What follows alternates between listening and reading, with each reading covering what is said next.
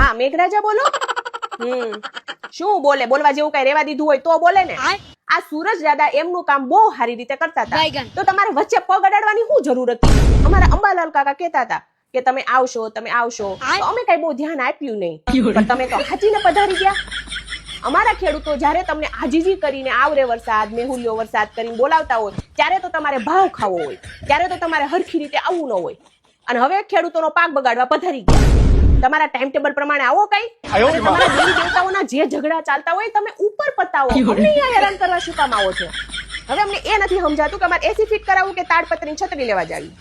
ઈ બધી વાત બાજુમાં રહેવા દો. મેઇન ઇમ્પોર્ટન્ટ ખાવાનું કામ છે અમારા ગુજરાતીઓનું. એ નથી સમજાતું કે અમારે આઈસ્ક્રીમ ખાવો કે પછી અમારે ભજીયા ખાવા. હવે આખી કેરીના ભજીયા બનાવી તો થાય અમને.